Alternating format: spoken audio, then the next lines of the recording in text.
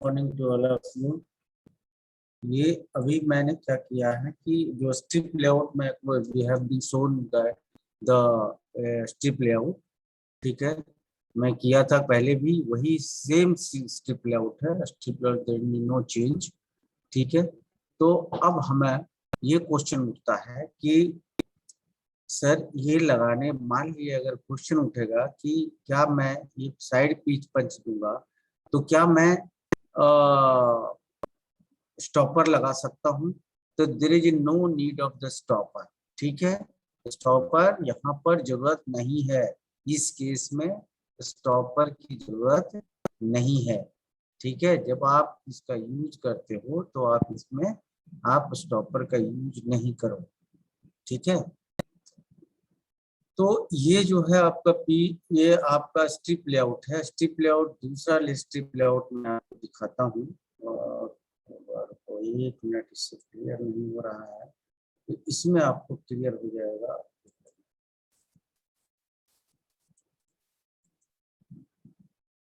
ये आपका क्लियर, ये स्ट्रिप लेआउट क्लियर कर, ठीक है। अभी मैंने इसके साउंड का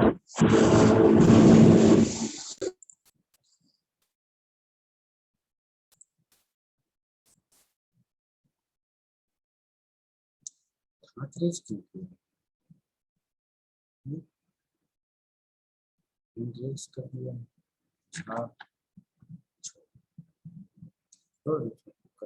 हो सकता है कि ये देखो इसमें क्लियर है, ठीक है। मैंने स्टॉपर का भी यूज किया है, ठीक है, इसमें मैंने स्टॉपर का भी यूज किया है, आप देख सकते हो इसमें स्टॉपर है और आपका पीच पंच भी दोनों है, ठीक है।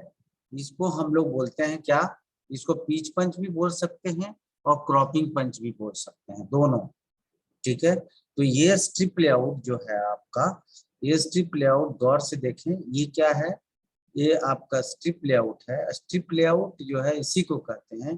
देखिए यहाँ पर क्या है, स्ट्रिप विड्थ जो है सो आपका बढ़ेगा। नाउ यहाँ पर देख लें आप, width is more than this, इससे यहाँ पर इससे आपका ये ज्यादा है। ज्यादा मतलब कि यदि मान लिए 2-3 mm कट ज्यादा हो, और यदि आप साइड पीच पंच लिए तो 2-3 mm का समझिए मार्जिन लेके आपको चलना पड़ेगा। The thickness of the pitch punch will be the 5 mm. Minimum is 5 to 6 mm, ठीक है, इससे नीचे नहीं लेना है आपको। तो अभी आपका जो स्ट्रिप लेआउट है, यहाँ पर मैंने जो है स्टॉपर भी लगा दिया है। देखिए यहाँ पर स्टॉपर भी है और यहाँ पर कटिंग हुआ है, जो ब्लैंक हो गया उसमें स्टॉपर लग गया। तो जब ये स्टॉपर दे रहे हैं, साइड स्टॉपर दे रहे हैं, तो there is no need of cropping punch और पीच पंच। इसको कहते हैं हम लोग पीच पंच, और क्रॉपिंग पंच भी बोल सकते हैं, दोनों के नाम से जाना जाता है। क्रॉपिंग पंच, साइड पंच, और कह सकते हैं आप उसको ये पीच पंच, तीनों कह सकते हैं आप इसको, ठीक है। तो इसमें क्या है, सीट का विड्थ ये है, आपका सीट का विड्थ है, ये आपका 56 है। यदि ये 56 mm है तो आप जो है सो इसका कितना रखेंगे, कम से कम नहीं तो 59 और 60 के अप्रॉक्स रखेंगे आप, ठीक है। द विड्थ शुड बी 59 और 60 अप्रॉक्स, ठीक है। तो ये आप रखेंगे तो क्या होगा कि, और एक चीज ध्यान रखेंगे, जब स्ट्रिप लेआउट आप बनाएंगे तो एक चीज आप ध्यान रखेंगे कि ये जो स्टॉपर दिया है आपने, ये स्टॉपर नहीं देंगे। जब पिच पंच दे दिया तो स्टॉपर नहीं देना है, स्टॉपर भी नहीं देंगे और ये साइड स्टॉपर भी नहीं देंगे, दोनों नहीं देना है आपको। इस केस में आपको दोनों ही नहीं देना है। दोनों नहीं देने से क्या होता है कि जब जब आप ये ऑटोमेटिक, जब यहाँ आप फीड करेंगे तो यहाँ पे ये रुक जाएगा। देखिए इस जगह पे सीट रुक जाएंगे, यहाँ पे सीट रुक जाएगा। जब यहाँ सीट रुक जाएगा आपका, तो क्या होगा कि आपका ये भी आपको मेंटेन करेगा पिच भी, और फिर ये कटिंग होकर के इसके बराबर में आ जाएगा। जब इसके बराबर में हो जाएगा तो आपका फीडिंग आगे हो सकता है। Seat you can forward the sheet, ठीक है। लेकिन यदि आपका विड्थ कम या ज्यादा हो, तो इफ इट इज मोर और less, then it is very difficult to feed the sheet, ठीक है। तो आप हमेशा इस चीज को याद रखेंगे कि साइड स्टॉपर इसलिए हम देते हैं कि फर्स्ट ब्लैंकिंग को या पियर्सिंग को बचाने के लिए हम साइड स्टॉपर का यूज करते हैं, जो फर्स्ट ब्लैंकिंग हमारा स्क्रैप में न चला जाए। इसके लिए क्या करोगे आप, जब आप ये नहीं दोगे साइड स्टॉपर, तो क्या होगा आपका कि ये एक जो है सो सिर्फ पियर्सिंग होके चला जाएगा सीधा, क्योंकि स्टॉप आपका यहाँ करेगा, ठीक है। स्टॉप जो है सीट यहाँ करेगा। अच्छा, जब आप ये दे दिए तब ये ना दे, और जब ये दे दिए तब ये देने की जरूरत नहीं है। ये दोनों जो है एलिमिनेट हो जाता है, ठीक है। ऑटोमेटिक इसको एलिमिनेट कर दीजिए, उसको हटा दीजिए, उसको शिफ्ट कर दीजिए, उसको नहीं रखना है। You can not do both the things, दोनों आप नहीं रख सकते, कर सकते, ठीक है। एक आपका साइड पंच और ये दोनों आप नहीं कर सकते। तो हमेशा वो जो कल मैंने आपको वीडियो दिखाया था, वो वीडियो किस लिए है, आपको जस्ट देखने के लिए मैंने बोला। उसको एलाबोरेशन मैं बाद में करूंगा, जब आप फुल वीडियो देख लेंगे तब आपके बाद तो उसके बारे में बात करेंगे, ठीक है। लेकिन अभी तो हम स्ट्रिप लेआउट की बात करेंगे, क्योंकि प्रोग्रेसिव बनाना ही सबसे डिफिकल्टीज है। प्रोग्रेसिव बन जाए वही काफी है, ठीक है। आपने वीडियो में देखेंगे कितना डिफिकल्टीज है आपको प्रोग्रेसिव को समझना और प्रोग्रेसिव को बनाना। तो प्रोग्रेसिव का जो पहला स्टेज जो आता है, वो आपका आता है क्या चीज, फर्स्ट स्टेप क्या आएगा आपको, स्ट्रिप लेआउट। स्ट्रिप लेआउट में अगर साइड आप पंच नहीं दे रहे हैं, या क्रॉपिंग पंच या साइड पंच या पीच पंच अगर नहीं आप दे रहे हैं, तो आपको स्टॉपर, दो स्टॉपर लगेंगे, एक यहाँ पे और एक यहाँ पे, ठीक है। दो स्टॉपर लगेंगे, ठीक है। और जब ये देंगे तो आपको ये जब ये देंगे तो किसी दोनों स्टॉपर की जरूरत नहीं है। इस केस में दोनों के स्टॉपर की जरूरत नहीं है। मैंने जो डार्क में दिखाया है, ये जो डार्क में दिखाया है, इसका मतलब ये है कि सीट ये जो है, देखिए विड्थ इतना है, अब सीट कहाँ जाएगा, यहाँ पर जाकर के रुक जाएगा, ठीक है। अब सीट को फिट किया, ऐसे आप फिट करेंगे, जब फिट करेंगे आगे की तरफ, मूव करेंगे आगे की तरफ, ये लेफ्ट साइड से राइट साइड के डायरेक्शन में करेंगे, तो आपका क्या होगा कि आपको यहाँ पर स्टॉप हो जाएगा सीट। क्यों? क्योंकि इसका विड्थ ज्यादा है और इसका विड्थ यहाँ पर जो है गाइडवेज का विड्थ जो है सो कम है, ठीक है। और यहाँ पर गाइडवेज का विड्थ जो है ज्यादा है। तो क्या होगा कि यहाँ पर स्टॉप हो जाएगा। यहाँ पर स्टॉप होने से पहले होगा क्रॉपिंग और पियर्सिंग, दोनों होंगे ऑपरेशन, ठीक है। फिर ये आगे तरफ फॉरवर्ड हो जाएगा।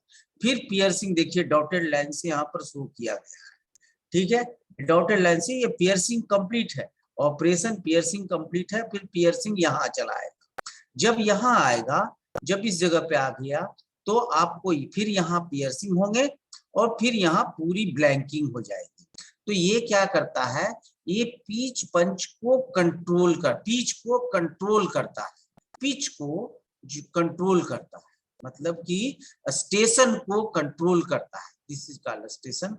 स्टेशन को कंट्रोल करता है, जितने भी स्टेशन हो उसको ये कंट्रोल करेगा, ठीक है। और अगर ज्यादा प्रिसाइज है, ठीक है, तो दोनों साइड जो है आप पिच पंच का यूज कर सकते हैं। इस साइड जैसे आपने पिच पंच दिया, उसी तरह से इस साइड भी पिच पंच दे सकते हैं, ठीक है, दोनों साइड।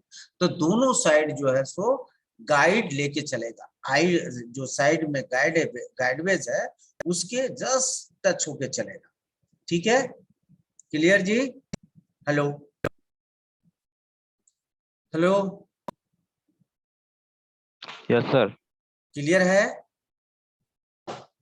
क्लियर है सबको? Hello, yes sir, yes sir.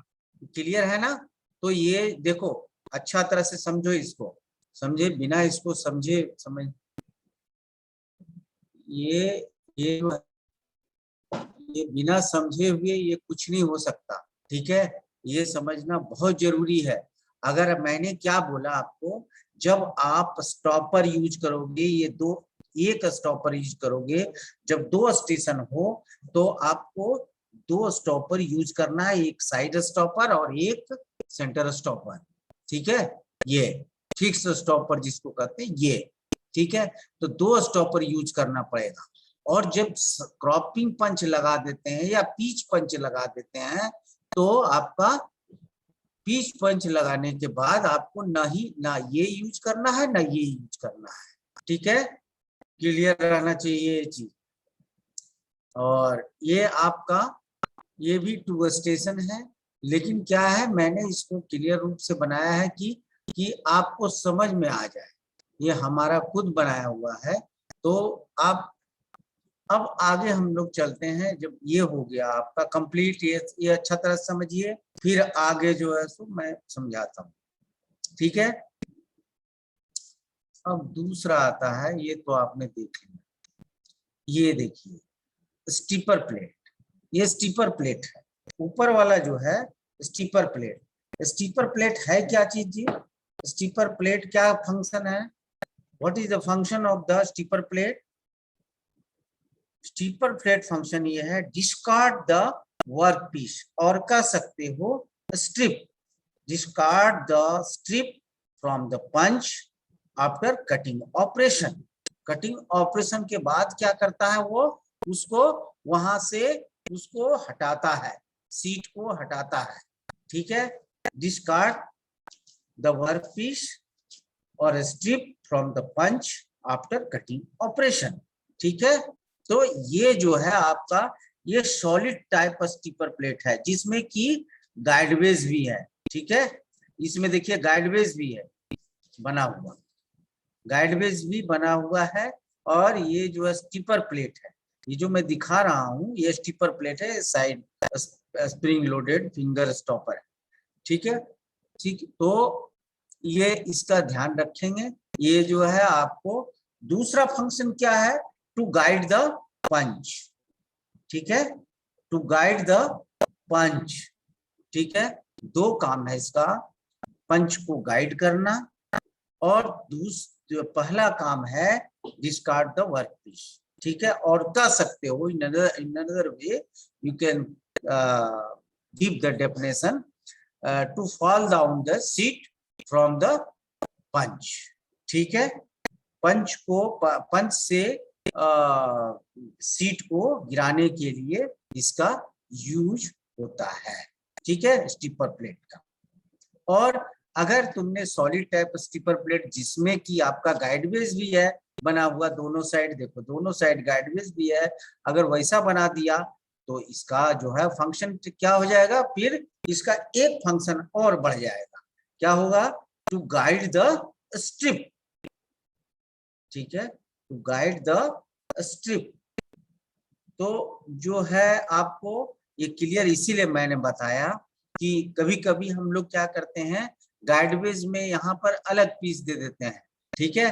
गाइडवेज में यहाँ पे अलग पीस दे देते हैं ये, लेकिन इसमें क्या है, सॉलिड टाइप स्टीपर प्लेट है, लेकिन उसमें जो है गाइडवेज भी है, ठीक है? गाइडवेज भी है। जैसे मान लिए आप देखोगे, एक मिनट दिखाता हूँ, ये देखो यहाँ पर गाइडवेज नहीं दिखाया है उसमें, यहाँ पर गाइडवेज नहीं दिखाया है, ठीक है? गाइडवेज यहाँ नहीं दिखाया है इसमें। चलो ठीक है, गाइडवेज आपको जिसमें रहेगा वो मैं दिखा दूंगा कभी, ठीक है जी? अब देखिए, अब तो हम लोग अभी तक जो देखा वो क्या देखा हमने, टू स्टेशन की देखा। अब यहाँ देखिए, ये देखिए अभी कितने स्टेशन की है, ठीक है? देखिए ये कितने स्टेशन का है। हमारा कंपोनेंट क्या है, दिस इज कंपोनेंट, यही कंपोनेंट है, समझे, कंपोनेंट यही है, ठीक है, कंपोनेंट यही है आपको। लेकिन आपको देखिए कंपोनेंट ये होने के बाद पहला ऑपरेशन क्या हुआ, कंपोनेंट ये है पहला, देखिए पहला first station, second station, third station and fourth station, यहाँ की 4 स्टेशन है। देखो यहाँ पर क्या हुआ, सिर्फ पियर्सिंग हुआ। पियर्सिंग में क्या कटा, पियर्सिंग होने के बाद ये जो है मतलब कि उसको कहते हैं हम लोग कीवे, कीवे पियर्सिंग के साथ साथ कीवे भी कटा बीच में, ठीक है, ये कट गया। अब यहाँ पर देखो ये कटने, देखो ये पोर्शन क्या हुआ कि आपका ये कट चुका है, ये पोर्शन ये कट चुका है, ये कटना ये जो है सो सेकेंड स्टेशन में आपको ये चीज हुआ कि आपका ये हो गया, ठीक है, ये आपका सेकेंड स्टेशन में। थर्ड स्टेशन में आपका, थर्ड स्टेशन में क्या होगा जी,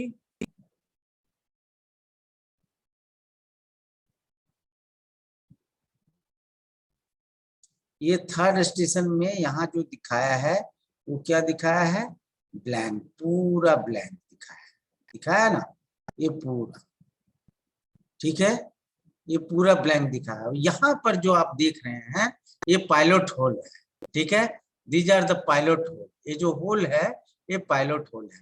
बट यहाँ पर भी जब पायलट होल कैसे बनेगा, जब आप पियर्सिंग करोगे तभी पायलट होल बनेगा, ठीक है। तो आप यहाँ पर 3 पियर्सिंग कर रहे हो, 3, 1 2 3, ठीक है, 1 2 3, this is for piloting purpose. जो कंपोनेंट का area, this is the component area, ठीक है, ये कंपोनेंट का एरिया है। बट ये कंपोनेंट का एरिया, ये जो है ये वाली, ये सब कंपोनेंट का एरिया नहीं है, ये ऑलवेज इन द स्ट्रिप में ही रहेगा, ये जो है चेंज नहीं होगा, ये कटेगा भी नहीं, ये जो है इसका होल कट के जो स्लग है वो नीचे आ जाएंगे, बाकी ये होल रहेगा फॉर पायलटिंग पर्पस, ठीक है, फॉर पायलटिंग पर्पस। तो क्या होगा कि ऊपर एक पायलट पंच भी लगा हुआ है। पहले तो ये क्या करेगा कि पियर्सिंग कर दिया, ये आगे जब फिट करेंगे तो क्या होगा आपका, ये जो है फिर ये जैसे ही मैंने फिट किया ये जो है तुरंत पायलटिंग फिर जो है सो आपका पियर्सिंग कर देगा, ठीक है, पियर्सिंग कर देगा मतलब कि ये आप एक स्टेशन माने इतना दूर, तो यहाँ से फिर यहाँ खिसकेगा, तो आपका ये जो है जॉब शिफ्ट, ये आपका स्टेशन शिफ्ट होगा। देखिए फिर डायरेक्शन भी दिया हुआ, हमेशा याद रखेंगे कि जब आप ये स्ट्रिप लेआउट बनाएंगे तो फिर डायरेक्शन देना बहुत जरूरी है, ठीक है। हर एक लोग जो जितने भी स्टूडेंट हैं वो आप फिट जरूर देंगे, ठीक है, फिट डायरेक्शन जरूर देंगे किधर फिट हो रहा है, ठीक है। तो ये आपका फिर ये चारों साइड देखो पियर्सिंग हो रहा है इस स्टेशन पे, ये 4 साइड पियर्सिंग हो रहा है और इसकी पायलटिंग भी हो रही है, पायलटिंग थ्रू द पंच के थ्रू पायलटिंग हो रहा है। पायलटिंग पंच एक अलग होता है, वो आपको पायलट करना पड़ेगा उसको, ठीक है, जो आपका कट गया उस एरिया को आपको पायलट करना है। यहाँ क्या बोलता है, pilot holes in scrap portion, ठीक है, ऑफ स्ट्रिप, ये सब स्क्रैप पोर्शन है सब, ठीक है। तो ये सब पायलटिंग हुआ। पायलटिंग होने के बाद देखो आप यहाँ पे कहता है कि यहाँ पे आपका ब्लैंक एरिया ये है थर्ड स्टेज में है, लेकिन थर्ड स्टेज में ब्लैंक एरिया होने से नहीं होता। यहाँ पर देखिए आपका यहाँ पर भी पंचेज पड़े हुए हैं, देखिए साइड में, ठीक है जी, यहाँ पे ये चारों साइड, ये देखिए चारों साइड आपके पंचेज, ठीक है। तो चारों साइड जो पंचेज हैं ये किस लिए हैं, ये आपके कंपोनेंट एरिया है, ठीक है। पहले ये जो है आपको ये दिखा रहा है, यही जो पोर्शन है वो वहां दिखा रहा है कि ये वाला जो एरिया है वो यहाँ है, ठीक है। अभी आप क्या करेंगे कि ये देखिए आपका यहाँ पर आपको ये ब्लैंक होना है, ब्लैंक मतलब कि जो कटिंग होगा वो यहाँ पूरा ब्लैंक होगा। फिर ये चौथी स्टेशन में ये क्यों गया, हो सकता है कि इसको जो है इसका यूज करने के लिए होगा, तो ये फाइनल यहाँ पर इसका यूज करेगा। ठीक है, तो ये अभी जो है आप देखिए यहाँ पर 4 स्टेशन है, तो ये 4 स्टेशन की डाई बनेगी। ठीक है, तो ये 4 स्टेशन का हो गया। क्लियर है सबको? सबको क्लियर है? हेलो हेलो हेलो हेलो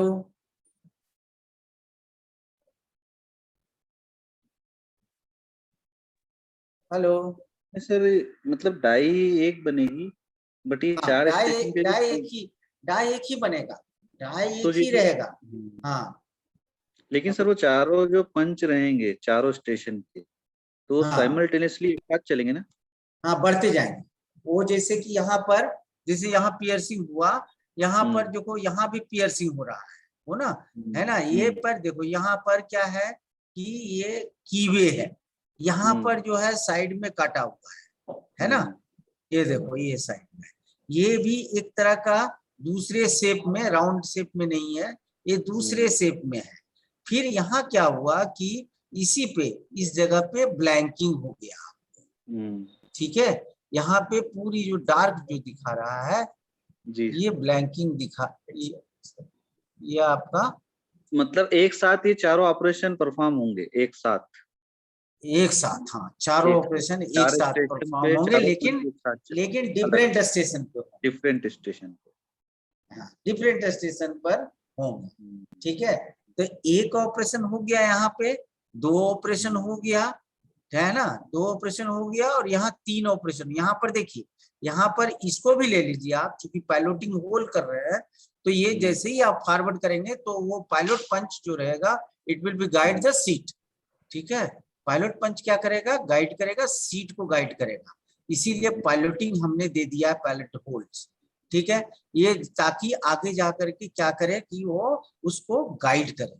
ठीक है, गाइड करे, और फिर ये क्यों किया जाता है, due to the precision of the component, component के प्रिसीजन के चलते। आप जितना प्रिसाइज रखेंगे आपको जो है उतना बेनिफिट मिलेगा, और दूसरी चीज कि आपको तरीके भी मिलेंगे नए नए। दूसरी चीज की it should be the under tolerance. ठीक है, जो ये रहना चाहिए कंपोनेंट टॉलरेंस के अंदर रहना चाहिए। ठीक है, अब आता है ये ब्लैंकिंग। देखिए लास्ट में ब्लैंकिंग कट गया, और ये जो है स्क्रैप में, ये देखिए ये स्क्रैप में बच गया। ठीक है, ठीक है, ये आपका स्क्रैप हो सकता है कि इस स्क्रैप का भी वो यूज करता हो, समझे कि नहीं, ऐसा भी हो सकता है। मान लियो वो स्क्रैप का यूज कर देता हो इसको, समझे ना, तो स्क्रैप का यूज करता है मान लिया अगर कोई, तो क्या करेगा, बाद में कटर से यहाँ काट देगा, तो ये सीट ये यूज हो गया आपका। ठीक है, तो इसीलिए उसने 4 स्टेशन दिखाया है। हालांकि ये 3 स्टेशन पे ये कंप्लीट है ऑपरेशन, ऑपरेशन 3 ही स्टेशन पे कंप्लीट है। चौथी स्टेशन इसलिए रखा है उसने कि वो सेफर के लिए, सेफर के लिए उसने चौथी स्टेशन का यूज किया है, 4th स्टेशन का। अदरवाइज 3 स्टेशन एनफ है। ठीक है,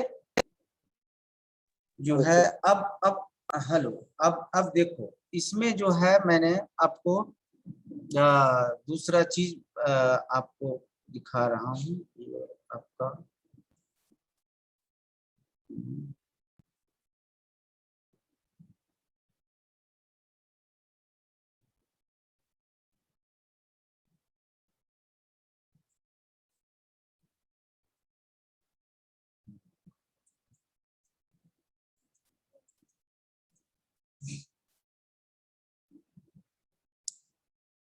देखो जो गाइडवेज है, this is called गाइडवेज, guide the strip.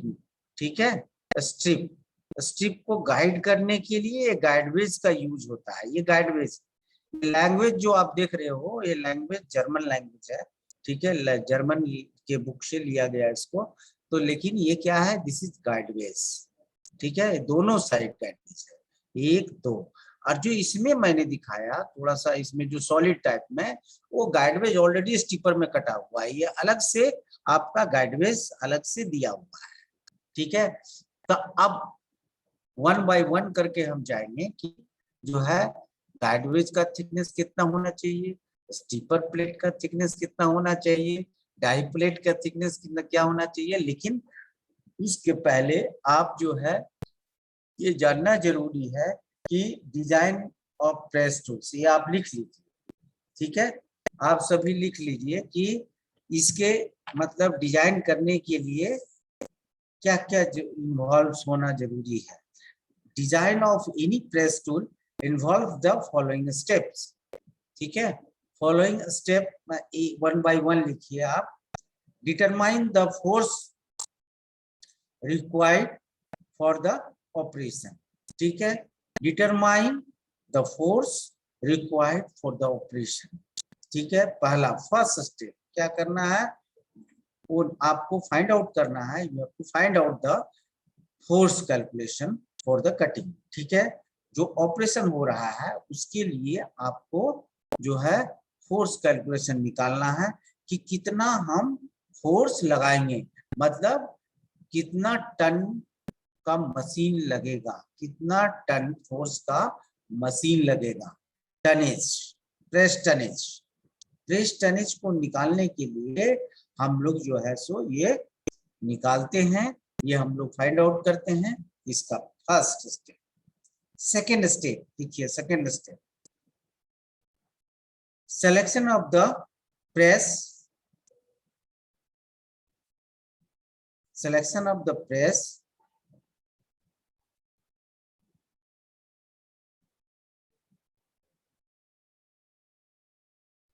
for required force,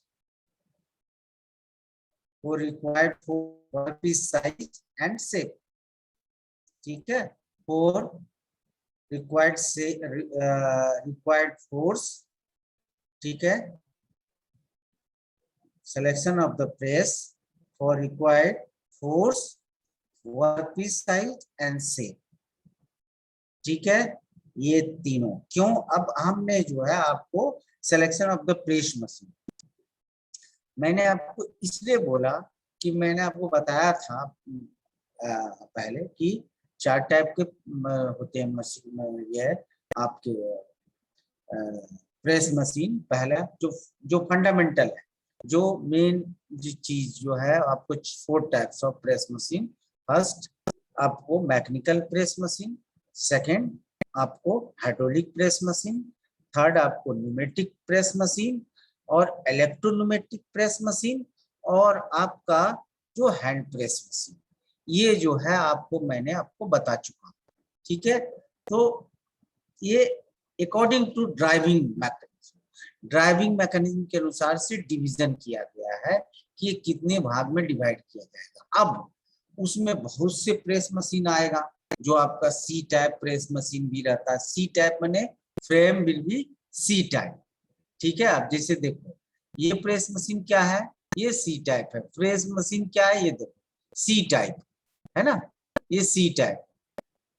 और एक होता है फ्रेम टाइप, फ्रेम टाइप भी होता है, वो देख लेना बुक में, फ्रेम टाइप भी होता है जो, और पिलर टाइप भी होता है, 4 पिलर टाइप भी होता है प्रेस मशीन। और आपका जो है 4 कॉर्नर पर फ्रेम भी रहेगा, आपको ऐसा भी हो सकता है प्रेस मशीन। तो प्रेस मशीन अलग अलग जो है डिजाइन लोग करते हैं। आपको सिलेक्शन करना है किस टाइप की आपको प्रेस मशीन की जरूरत पड़ेगी या क्या मशीन वहां पे अवेलेबल है, ठीक है। कितने प्रेस टनेज की मशीन अवेलेबल है शॉप में, हम उस अनुसार से डिजाइन करेंगे। इसीलिए कहता है selection of the press, press को सिलेक्ट कीजिए। फॉर द रिक्वायर्ड फोर्स, जो है आपको मान लिए कि 100 टन आएगा, मान लिया आपने फोर्स कैलकुलेशन किया तो 100 टन आया, आपके पास जो है कितना है 40 टन, तो you can not use the same component in the you cannot use the same ये press tool in the 40 ton press machine. तो आप उसमें नहीं यूज कर सकते क्योंकि आपने जो फोर्स कैलकुलेशन लगाया है वो आपका 100 टन आ रहा है। तो 100 टन से ऊपर आपकी मशीन होनी चाहिए, तभी आपको इसीलिए बोला है कि आपकी selection of the press for required force, जो आपकी रिक्वायर्ड फोर्स है उसके अनुसार से ही प्रेस मशीन का सिलेक्शन करें, पहला। Second, work piece. Work piece आपका, जैसे आपका वर्क पीस बेंडिंग है, सपोज उसमें बेंड है, ठीक है, अगर बेंड है तो उसके निकलने के साधन हो सकते हैं कि नहीं, उस मशीन में न्यूमेटिक साधन है कि नहीं है, तो ये निकालने के लिए रहना चाहिए आपको। जैसे मान लिए कोई कोई आप देखेंगे मशीन क्या करती है कि उसमें न्यूमेटिक सिस्टम रहता है जो एयर के थ्रू निकल जाता है पीस, जैसे इजेक्शन करने के लिए, जैसे वर्क पीस को इजेक्शन करने के लिए एयर के थ्रू हम इजेक्शन करते हैं कोई कोई मशीन। तो आपको वो भी देखना पड़ेगा कि आपका किस टाइप का वर्क पीस है, बेंडिंग फॉर्म में है कि आपका सिर्फ और सिर्फ क्या बोलते हैं उसको, कटिंग ऑपरेशन, ये भी देखना पड़ेगा। या वर्क पीस की साइज, वर्क पीस की साइज कहने का मतलब ये हुआ, साइज कहने का मतलब कितना बड़ा है, जितना बड़ा रहेगा प्रेस मशीन की साइज, आपका प्रेस टूल भी उतना ही बड़ा रहेगा, और प्रेस टूल जब उतना बड़ा रहेगा तो नेचुरल है कि बेड की साइज चेंज होगी, फिर बेड साइज इंक्रीज करना पड़ेगा, तो ये सब सारे चीज आपको देखना है, ठीक है। फिर आता है शेप। शेप मतलब कि आपकी जो ये शेप कहने का मतलब ये हुआ कि प्रेस मशीन का शेप क्या है। शेप मतलब मैंने बता दिया आपको, सी टाइप की शेप है, या 4 पिलर शेप है, या आपका और भी कोई शेप है उसमें अलग से, क्योंकि आज का वेरियस टाइप ऑफ शेप बनाया गया। अब आता है कि आपको ये जो मैंने बताया न्यूमेटिक कहाँ पे यूज होता है, हमेशा याद रखिएगा, न्यूमेटिक, हाइड्रोलिक, मैकेनिकल, ये 3 टाइप का। तो 3 इलेक्ट्रोन्यूमेटिक, इलेक्ट्रोन्यूमेटिक कहाँ यूज होगा, न्यूमेटिक कहाँ यूज होगा, हाइड्रोलिक कहाँ यूज होगा, और मैकेनिकल कहाँ यूज होगा। मैकेनिकल वहां यूज होता है जहाँ मोस्टली कटिंग ऑपरेशन होता हो, स्लाइड अगर एक आध बेंडिंग ऑपरेशन है तो चलेगा, लेकिन जहां पे आपका कटिंग ऑपरेशन होता हो उसमें आपको mechanical type of press machine will be use. Now अभी जो आता है कि अब हाइड्रोलिक कहाँ यूज, चूंकि फोर्स हाइड्रोलिक में क्या होता है कि फोर्स स्लो मूवमेंट में धीरे धीरे लेता है। मैकेनिकल में क्या होता है कि आप जो है मतलब कि जो आपका क्रैंक रहेगा, क्रैंक शेप, वो क्विकली डाउन होगा, क्विकली मतलब विद इन सेकेंड में ही डाउन हो जाएगा, ठीक है। तो टाइम जो है सो टाइम कंज्यूम इसमें मैकेनिकल में कम लगता है, जो टाइम कंज्यूम है वो आपको कम लगेगा इसमें मैकेनिकल में। वही चीज हाइड्रोलिक में चले जाए तो क्या होगा कि इसमें सिर्फ जैसे आपको ड्रॉ ऑपरेशन करनी है, ड्रॉ ऑपरेशन करनी है तो उसके लिए स्लो प्रेस मशीन चाहिए, तो स्लो प्रेस मशीन के लिए आप हाइड्रोलिक प्रेस मशीन में जाए। लेकिन अब रही कि अब ये न्यूमेटिक टाइप ऑफ कंपोनेंट, जो pneumatic type of press machine कहाँ यूज करेंगे, जहां पे आपका केमिकल यूज होता है। मान लिए कि आपने कोई ऐसा बनाया है जिस पर केमिकल नहीं पड़नी चाहिए, ठीक है, केमिकल नहीं पड़नी चाहिए, मैंने किसी तरह का कोई भी ऑयल या किसी तरह का कोई भी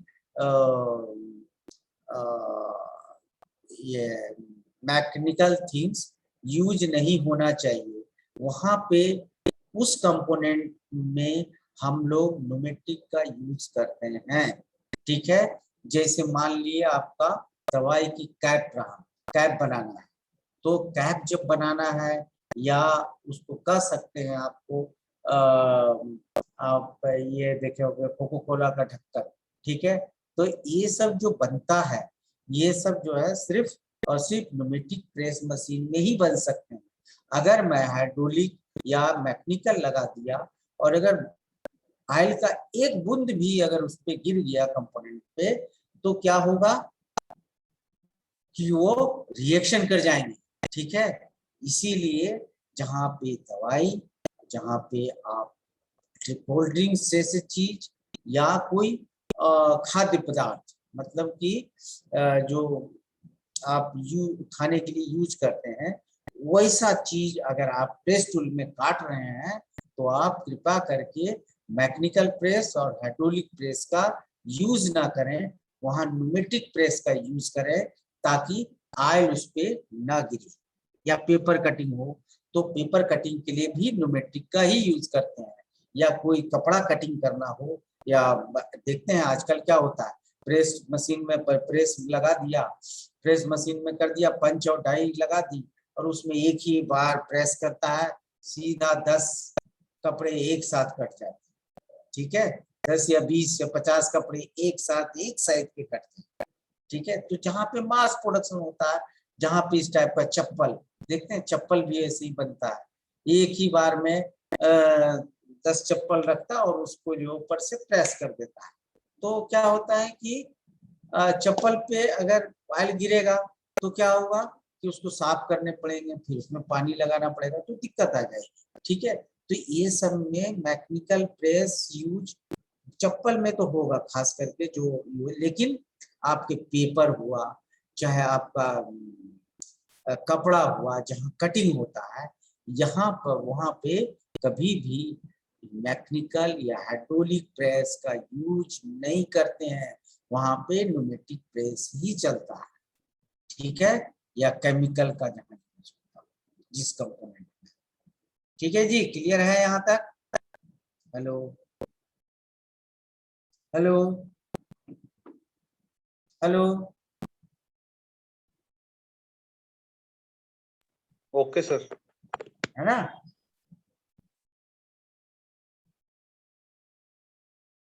अब रही कि दूसरा चीज है, तीसरा, determination of the shut height of the tool.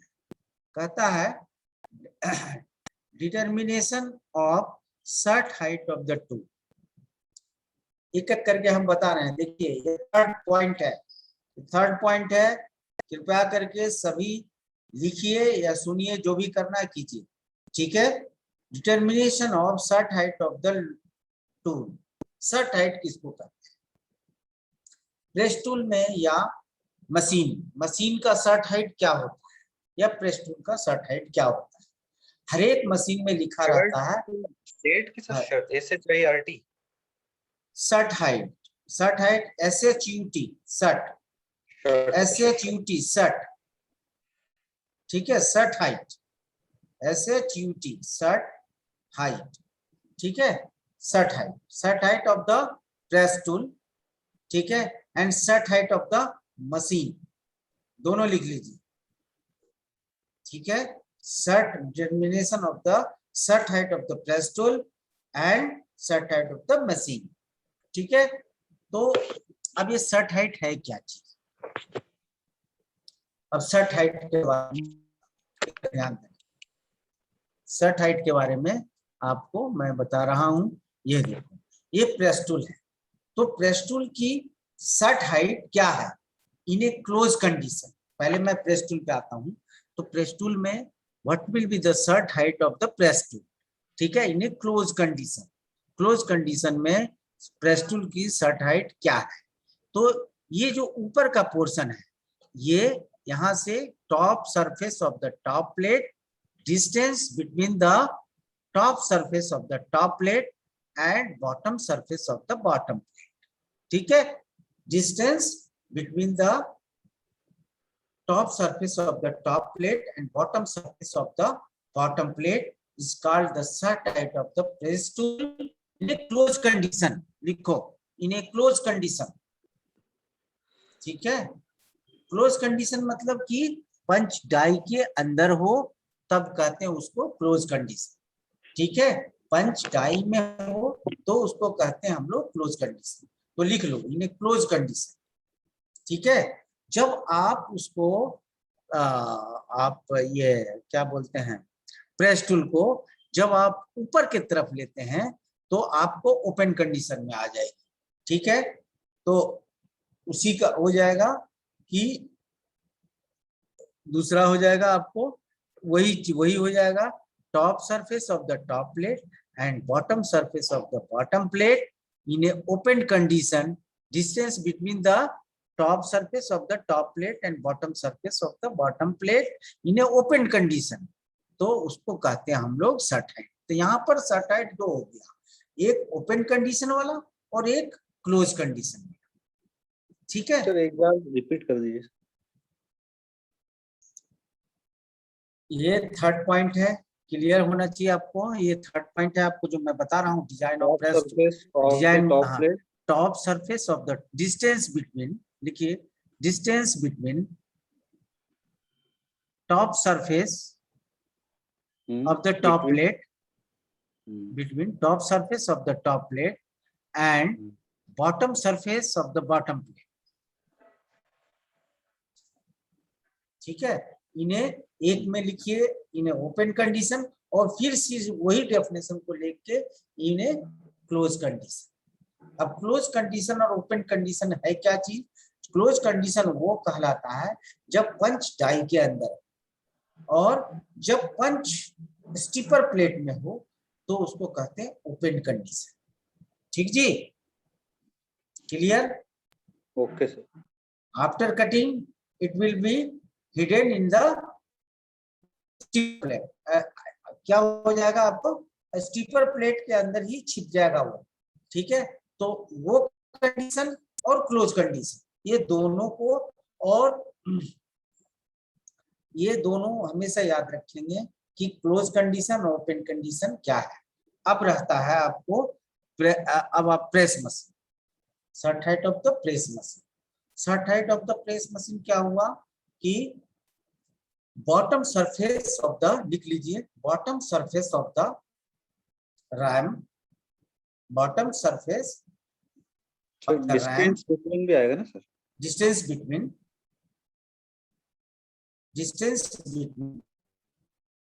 bottom surface of the RAM and top surface of the bed, ठीक है, top surface of the bed।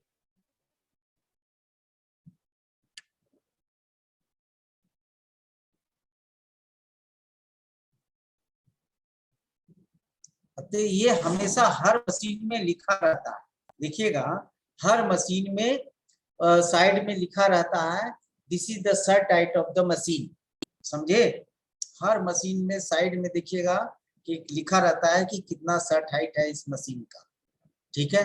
तो हमेशा यह ध्यान देंगे कि इसकी जो सट हाइट है, ठीक है, अब इसकी जो सट हाइट है, जो प्रेस टूल की जो सट हाइट है, इससे इसके अप्रॉक्स, मतलब कि इससे ज्यादा कम नहीं होना चाहिए, इससे कम नहीं होना चाहिए। जो प्रेस टूल बना रहे हैं उससे कम उसकी मशीन की सट हाइट नहीं होनी चाहिए, ठीक है। इससे ज्यादा हो तो चलेगा, इससे अगर कम हुआ, प्रेस टूल के सट हाइट से अगर प्रेस मशीन की सट हाइट कम हुई तो आपकी जो है डिजाइन फेल कर जाएगी। प्रेस मशीन की सट हाइट को बता दीजिए ना सर, कहीं कैसे होगी, कहाँ पर होगी डिफाइन? ये देखो, ये है प्रेस मशीन, ठीक है, ओबीआई प्रेस मशीन। तो मैंने क्या बोला आपको कि bottom surface of the ram, bottom और सरफेस ऑफ द रैम। तो ये जो है bottom surface of the RAM है, जो 6 नंबर दिखाया गया आपको, ये bottom surface of the RAM है। और ये जो 7th दिखाया जो ब्लस्टर है, समझे, ये ब्लस्टर है, ये बेड नहीं है, ठीक है। बेड आपका कौन सा आएगा, देखिए मशीन बेड है ना, दिया हुआ machine bed, this is bed, है ना। ये ब्लस्टर एक अलग से रखते हैं हम लोग, जैसे मान लिए किसी की सट हाइट मान लिए ज्यादा हो गई, तो हम लोग क्या करते हैं कि एक एक्स्ट्रा बेड का एक्स्ट्रा माने ब्लस्टर लगाते हैं, ठीक है। हर एक मशीन में के साथ एक ब्लस्टर देता है, ठीक है, बॉटम ब्लस्टर, कि आपको जैसे मान लिए कि आपकी मशीन की जो सट हाइट है ज्यादा हो जाए, उसको कम करने के लिए आपको ये ब्लस्टर देते हैं, सभी मशीन के साथ आता है, ठीक है। तो मशीन बेड, इसलिए बेड हम लिया, हम ये क्या है, अलग से एसेसरीज है, ठीक है, ये अलग से एसेसरीज है, बट ये जो रैम है वो लगा रहता है मशीन के साथ, ठीक है, बट ये जो रैम है वो मशीन के साथ लगा रहता है। इसीलिए हमने जो डेफिनेशन दिया है कि bottom surface of the ram and top surface of the bed, ठीक है, top surface of the bed, ठीक है। तो इसको हम लोग इसीलिए इस डेफिनेशन में मैंने किया है कि distance between the bottom surface of the ram and top surface of the bed is called the set height of the press machine, ठीक है, समझे जी, क्लियर। तो ये आपका थर्ड पॉइंट है, थर्ड पॉइंट आया सेट, ठीक है। अब कहता है fourth point, calculate the die thickness, लिख लीजिए, calculate the die thickness and margin, calculate the die thickness and margin,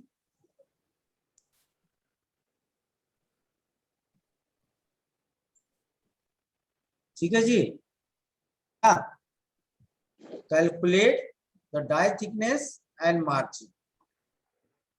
die thickness का भी एक फार्मूला आता है जो अभी मैंने इसमें नहीं दिया हूं, दे दूंगा, लेकिन उसके दो, जैसे कि क्लियरेंस के लिए मैंने आपको दो फार्मूले हमने दिए, एक थंब रूल और एक जो है आपको एक्चुअल फार्मूला जो किताब में दिया हुआ है वो दिया। उसी तरह से इसमें भी जो है डाई की थिकनेस को जो है कैलकुलेट करने के लिए I will give the two formula, एक थंब रूल और दूसरा जो है आपका एक्चुअल फार्मूला, ठीक है, दोनों मैं दूंगा, ठीक है, क्लियर। अच्छा, फिफ्थ नंबर में आता है स्ट्रिप लेआउट, ठीक है, ड्रॉ स्ट्रिप लेआउट, ठीक है, and comparing the material utilization. Compare किससे करें आप? मटेरियल यूटिलाइजेशन से। Draw strip layout, strip layout बनाना है आपको, and comparing with the material utilization. इसीलिए मैंने मटेरियल यूटिलाइजेशन के बारे में बात किया, ठीक है। तो लेआउट तो आपको बनाने के लिए मैं बता दिया, ठीक है। अब बचता क्या है कि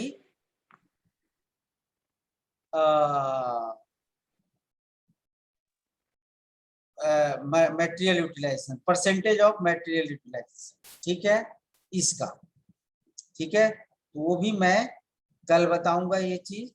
तो अभी तो आप ये सिस्टमैटिक लिख लीजिए कि क्या क्या चीज अभी आपको, मैं सिर्फ अभी कुछ नहीं दिया हूँ आपको, सेट हाइट भी नहीं बोला, ना ही कुछ बोला अभी, तो आप सेट हाइट का ये भी नहीं बोला, सेट हाइट आपका कैसे निकलेगा, निकलेगा भी तो जरूर, प्रेस टूल का सेट हाइट तो निकाल सकते हैं, मशीन का सेट हाइट तो दिया हुआ है, तो प्रेस टूल का सेट हाइट तो पहले से निकालना, तो प्रेस टूल का सेट हाइट आपको निकालना रहेगा। तो how you can find the press tool set height and the machine set height is always given in the machine, machine का दिया हुआ ही रहता है। दूसरा चीज, a design of locating element, design of locating element. देखो, अब जब स्ट्रिप लेआउट बना लिया आपने, तो design of the locating element, ठीक है। लोकेटिंग एलिमेंट क्या क्या हुआ? सैंक, ठीक है, लोकेटिंग एलिमेंट क्या क्या हुआ? सैंक, पंचेज, ठीक है, जितने भी हैं these are the locating elements, and guide rail, guide bush, these are the locating elements, ठीक है। तो इसका डिजाइन कर, ये कहता है design of the locating elements को आपको डिजाइन करनी है। फिर कहता है जी पे आएगा सिलेक्शन ऑफ द हार्डवेयर, फिर तो ये हार्डवेयर भी का वो डिजाइन कंसिडरेशन ही है क्या? पांचवे के बाद draw strip layout and comparing with material utilization, उसके बाद लिखना है क्या? उसके बाद लिखना है डिजाइन ऑफ कौन-कौन सी? Locating element, design of locating element, locating element का डिजाइन करना।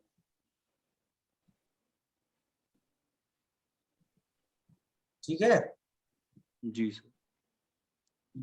लोकेटिंग एलिमेंट में कौन कौन आए, साइन। ठीक है, this is the locating element. ठीक है, और क्या चीज लोकेटिंग एलिमेंट है, क्रॉपिंग पंच। और ये जो साइड में पंच नहीं आएगा, एक्चुअली साइड पंच आएंगे। और क्या आएगा कि अगर साइड पंच दे रहे हैं तो ये नहीं दीजिए, स्टॉपर, स्टॉपर दे रहे हैं तो साइड पंच मत दीजिए, दोनों में से एक दे सकते हैं। तो आपको स्टॉपर यूज करना है तो स्टॉपर। ठीक है, तो these are the locating elements. ठीक है, दूसरा चीज आता है सिलेक्शन ऑफ द हार्डवेयर। देखिए, सिलेक्शन ऑफ द हार्डवेयर, ये जो हार्डवेयर जो हम लोग यूज कर देते हैं कि सर कभी कभी आप लोग प्ले स्टोर में भी यूज कर देते हो M6 का बोल्ट, M6 का हर जगह बोल्ट यूज कर देते हो, M8 का यूज कर देते हो, M5 का यूज कर देते हो। तो कभी आपने पूछा क्लास में आप तो M5 M4 यूज कर रहे हैं वो क्यों यूज कर रहे हैं? हम तो M10 का भी यूज कर सकते हैं, M2 का भी यूज कर सकते हैं। तो फिर जहाँ पे हम M5 यूज कर रहे हैं वहाँ M2 का यूज क्यों नहीं कर रहे हैं? जहाँ जहाँ मान लिए M2 यूज कर रहे हैं वहां पे हम M10 क्यों नहीं यूज कर रहे हैं? तो आपने इस सब का क्वेश्चन करना था, तो आपको पता चल जाता कि इसकी क्या अहमियत है। सिलेक्शन ऑफ द हार्डवेयर, आप अभी लिख लीजिए, सिलेक्शन ऑफ द हार्डवेयर। ठीक है, आप उसको जो है जितने भी प्रेस टूल को आप जो है क्लैंपिंग कैसे करेंगे असेंबली में, आपको उसको हार्डवेयर लगेगा। हार्डवेयर में क्या है आपका, बोल्ट ही लगेगा ना, बोल्ट ही लगेगा। ज्यादा ज्यादा आपको एल स्क्रू लगेंगे, ये सब अब कितने टॉप में लगेंगे, कितने बॉटम में लगेंगे, और किस क्वालिटी के लगेंगे, और कितने स्ट्रेंथ के लगेंगे, और क्यों लगेगा, ये भी जानना जरूरी है। इसीलिए बोला सिलेक्शन ऑफ द हार्डवेयर। ठीक है, वो डिपेंड करता है, सिलेक्शन ऑफ द हार्डवेयर इसलिए बोला कि डिपेंड करता है वो डिटर्मिनेशन ऑफ द फोर्स, कितना फोर्स उस पे एक्सर्ट हो रहा है डाई पे, इसीलिए उसने जो है बोला है कि सिलेक्शन ऑफ द हार्डवेयर। फिर दूसरा आता है drawing die plan and selection of pillar die sets. ठीक है, अब डाई प्लान क्या कहता है, drawing die plan. Die plan मतलब ये होता है कि आपको मतलब कि इंसर्टेड डाई बनानी है या सॉलिड टाइप डाई बनानी है या किस टाइप की डाई बनानी है। ठीक है, सॉलिड टाइप डाई भी बनती है और इंसर्टेड टाइप डाई भी बनती है। दूसरा चीज कि पिलर भी बोला है, किस टाइप का आपको पिलर चाहिए वो डिपेंड अपॉन द कंपोनेंट। ठीक है, मैंने आपको बता दिया, या 4 पिलर डाई सेट यूज कीजिए या 2 पिलर डाई सेट यूज कीजिए। पहले बात ये डिपेंड करती है आपको नंबर ऑफ कंपोनेंट पे, और दूसरी चीज डाई प्रिसीजन पे, किस टाइप का प्रिसाइज है। ठीक है, ये दोनों पे डिपेंड करता है कि हम डाई सेट कौन सा यूज करें। ठीक है, फिर कहता है deciding punch length and mounting. Punch length and mounting, mounting के लिए आप क्या कर रहे हैं, माउंटिंग के लिए 2-3 टाइप का माउंटिंग होता है, आपको इसको पढ़ना है। कॉलर छोड़ रहे हैं माउंटिंग के लिए कि क्या कर रहे हैं आप, उसमें ऑलरेडी आप जो है उसको कॉलर नहीं छोड़ के स्ट्रेट ही रखा है, उसको स्क्रू से किया है क्या आपने, उसको पंच होल्डिंग। तो ये चीजें आपको देखना पड़ेगा कि आपको किस टाइप का देना है, या आपको सोच के या तो कॉलर पे स्टॉप किए हैं या आप स्ट्रेट में स्क्रू से किए हैं, आप उसको पंच को हैंगिंग कैसे आपने हैंगिंग की है उसको। ठीक है जी, ठीक है। ओके। तो deciding the punch length and mounting, ये लिख लीजिए आप, deciding the punch length and mounting, finding the centre of the press. देखिए, finding the center of the press and checking scrap disposal। ठीक है, तो आपको ये भी फाइंडिंग करना पड़ेगा कि सेंटर ऑफ द प्रेशर कहाँ पर पड़ेगा, ये चीजें आपको डिफाइन करनी पड़ेगी। दूसरी चीज ड्राइंग डिटेल, सारी ड्राइंग का ये जितने भी आप डाई यूज करोगे, चाहे वो टॉप प्लेट हो, बॉटम प्लेट हो या स्टीपर प्लेट हो, किसी टाइप का आप यूज करोगे आप, तो उसका आपको ड्राइंग भी बनाना है। क्यों? मैन्युफैक्चरिंग की। तो ये चीजें जो आपको आई, कितनी पॉइंट आ गई जी?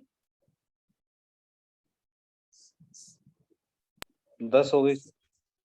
11 आया।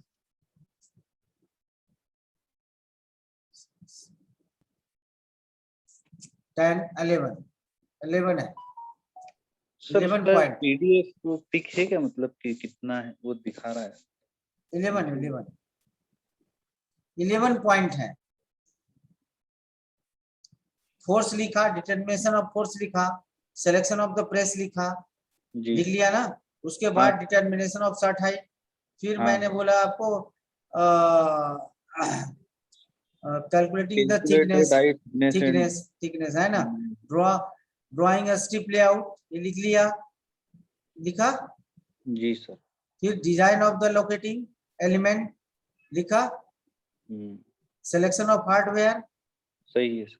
फिर drawing of die plan and ये selection of the pillars and die set है ना।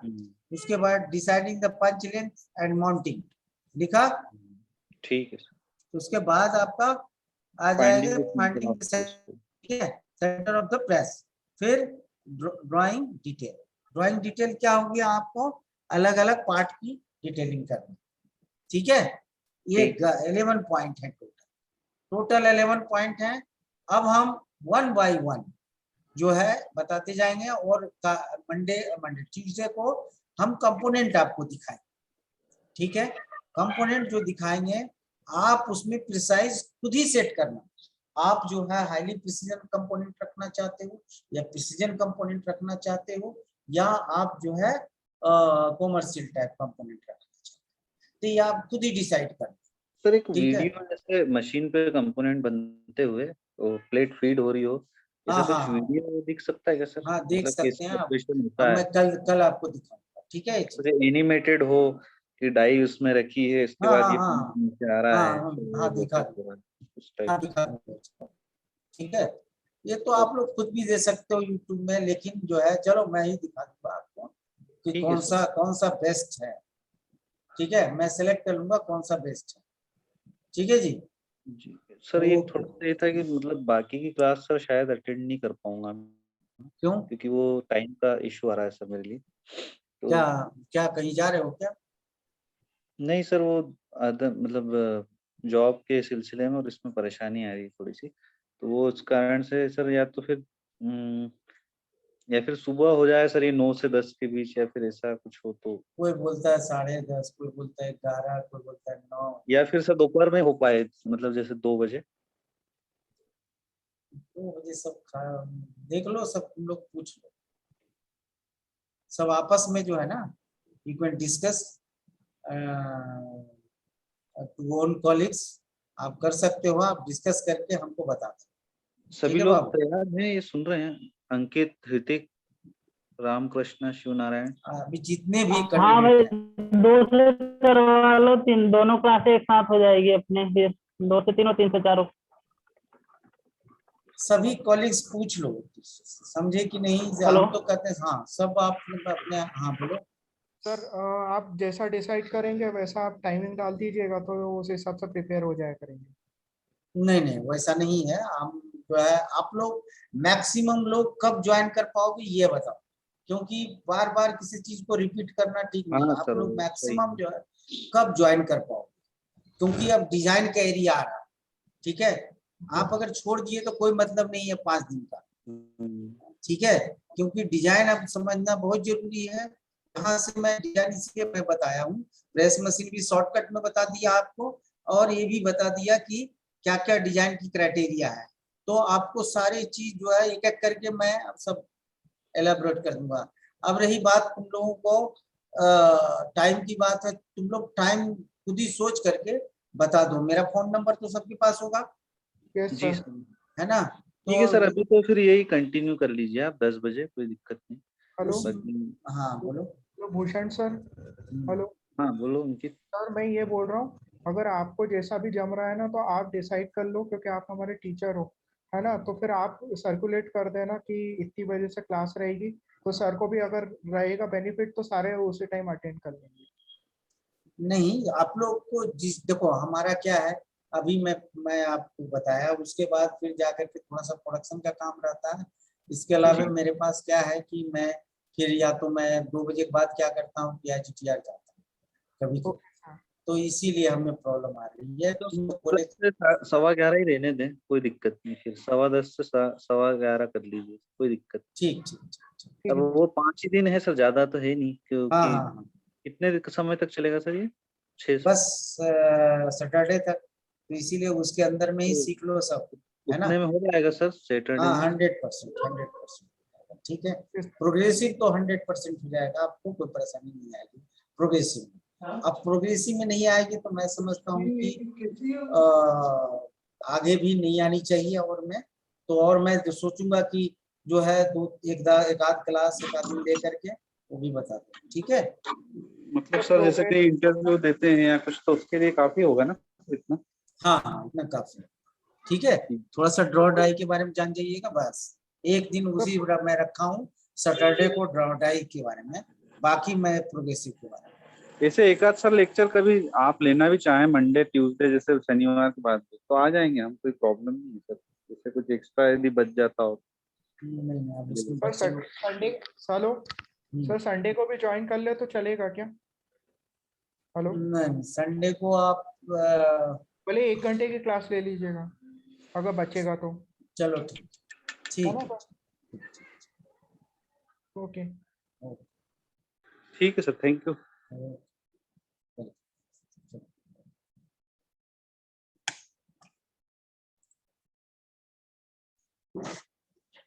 तो जो है ना